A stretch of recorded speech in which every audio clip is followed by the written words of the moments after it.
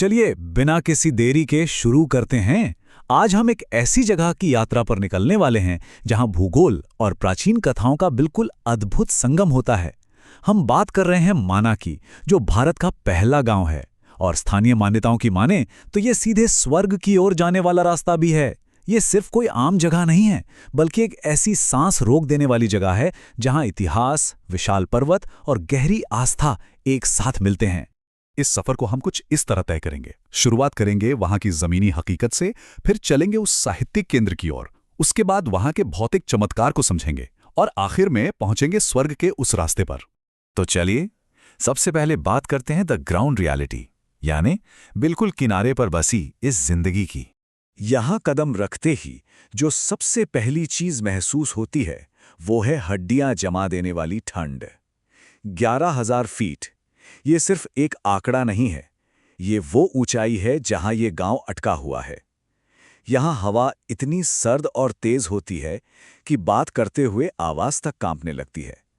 जमाने वाली हवाएं, बर्फीली फिजा और बिल्कुल ठंडे ग्लेशियर से निकलकर आती हुई अलकनंदा नदी, ये सब मिलकर यहां जिंदगी को बेहद चुनौतीपूर्ण बना देते हैं। और इसके साथ ही एक और चौंका देने वाला आंकड़ा सामने आता है, 7। यहां से चीन का बॉर्डर मात्र 60 किलोमीटर दूर है। यहां भारी संख्या में सेना की मौजूदगी है और एक्टिव मिलिट्री कैंप्स हैं। माना पास के नाम से जाना जाने वाला ये रास्ता साफ तौर पर इस जगह की सामरिक और राष्ट्रीय अहमियत को दर्शाता है। एकदम बॉर्डर वाली फीलिंग आती है यहां। अब यहाँ की लोकल जिंदगी पर गौर करें तो सच में हैरानी होती है। ऐसे कठोर माहौल में भी जिंदगी पूरे जोश से आगे बढ़ती है। हालांकि यहाँ का बाजार साल में सिर्फ 6 महीने ही खुलता है, क्योंकि बाकी समय तो भारी बर्फबारी होती है। यहाँ की अर्थव्यवस्था मूल रूप से हाथ से बुने हुए ऊनी कपड़ों पर चलती है। और सबसे खास बात पता है क्या है? पूरे गांव में जगह जगह एक बड़े गर्व के साथ टैग लगा हुआ दिखता है, हिंदुस्तान का प्रथम गांव और हिंदुस्तान की प्रथम चाय की दुकान। ये प्रथम होने का गर्व इस गांव की जैसे पहचान ही बन चुका है। अब बढ़ते हैं आगे, द लिटरेरी एपिसेंटर, यानी उस महाकाव्य की गूंज की तरफ। यहां एक अत्यंत गहरी पौराणिक मान्यता जुड़ी हुई है। ऐसा माना जाता है कि यही वो जगह है जहां से उस विशालकाय महाकाव्य महाभारत की शुरुआत हुई थी। यहां मौजूद वेदव्यास गुफा और गणेश गुफा के बारे में लोगों का अटूट विश्वास है कि इन्हीं गुफाओं में गणेश जी और वेदव्यास जी ने महाभारत की रचना की थी। जरा सोचिए, ये विश्वास इस जगह को सिर्फ भूगोल तक सीमित नहीं रखता, बल्कि इसे एक महान साहित्यिक और सांस्कृतिक केंद्र बना देता है। चलिए अब आते हैं तीसरे हिस्से पर, द फिजिकल मार्वल, यानी नदी और चट्टानों का अद्भुत रूप। यहाँ जो चीज सबसे ज्यादा दंग कर देती है वो है सरस्वती नदी का उद्गम स्थल। ये कोई शांत सी बहती नदी नहीं है। पहाड़ों के किनारे से छलांग लगाती इस नदी का रूप इतना रौद्र और शक्तिशाली है कि बस देखते ही रह जाएं। जब पानी का तेज बहाव इन चट्टानों पर जोर से गिरता है तो ठंडक और बर्फ की बौछारें वहां खड़े किसी के भी चेहरे को भिगो देती हैं। ये बिल्कुल उन पहाड़ों की बेपनाह शक्ति का एक जीता जागता प्रदर्शन है। और बिल्कुल इस उफनाती हुई नदी के ऊपर स्थित है भीम पुल। अब ये क्या है? ये एक विशालकाय चट्टान है जो इस तेज बहाव वाली सरस्वती नदी के दोनों किनारों को जोड़ती है। पौराणिक कथाओं की माने तो इस भारी शिला को महाबली भीम ने उठाकर यहां रखा था ताकि आगे जाने का रास्ता बन सके। तो ये पुल सचमुच भूगोल और कथाओं के बीच की एक सॉलिड कड़ी है।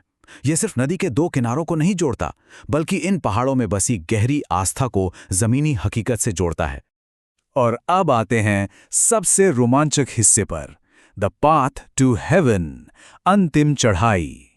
अब हम इस सफर के सबसे भावनात्मक पड़ाव पर हैं, स्वर्गरोहिणी, जिसे देवलोक का द्वार यानी हेवन का गेटवे भी कहा जाता है। यहां से दिखने वाला रास्ता सीधे उन ऊंची विशाल चोटियों की तरफ जाता है जो घने बादलों से बिल्कुल ढकी हुई हैं। इसे देखकर बिल्कुल ऐसा लगता है जैसे धरती यहां खत्म हो रही हो और इन बादलों के उस पार कोई बिल्कुल नई दुनिया शुरू हो रही हो। एकदम रोंगटे खड़े कर देने वाला मंजर। इस रहस्यमयी चढ़ाई पर क्रमबद्ध तरीके से पांडवों की प्रतिमाएं स्थापित हैं। शुरुआत होती है सहदेव से, फिर द्रौपदी, नकुल, धनुर्धारी अर्जुन, गदाधारी भीम और सबसे आखिर में धर्मराज युधिष्ठिरा, एक कुत्ते के साथ। सबसे खास और ध्यान देने वाली बात यह है कि इन सभी प्रतिमाओं की दिशा, यहां तक कि उस कुत्ते का चेहरा भी सीधे ऊपर उस पहाड़ की ही ओर है। मानो ये सभी अपने अंतिम सफर पर स्वर्ग की तरफ आगे बढ़ रहे हों। इसी स्वर्गारोहण के रास्ते पर आगे चलकर एक और हैरान करने वाली चीज दिखती है, एक छोटा सा बेहद रहस्यमयी मंदिर।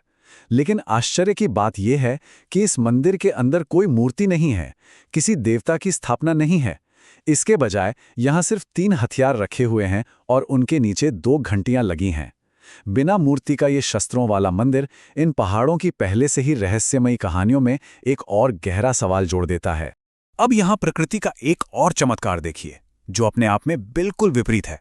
एक तरफ है 11,000 फीट की ऊंचाई, जमा देने वाली हवाएं, सूखी बंजर चट्टानें और बर्फ के पिघलने का तेज शोर, और ठीक उसी जगह दूसरी तरफ दिखते हैं सेब के फूलते हुए पेड़। इतनी भयंकर सर्दी और हिमखंडों के बिल्कुल बीच सेब के पेड़ों पर फूल खिलना सच में इस जगह की सुंदरता और द्वैत को दर्शाता है। यहाँ जिंदगी और अत्यंत कठोरता इतने करीब से एक साथ चलते हैं कि विश्वास करना मुश्किल हो जाता है।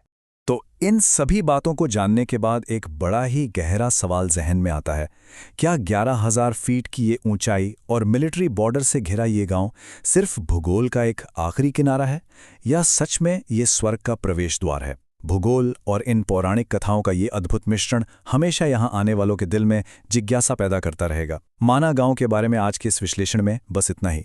इस दुनिया को और गहराई से जानने की चाहत यहीं से शुरू होती है।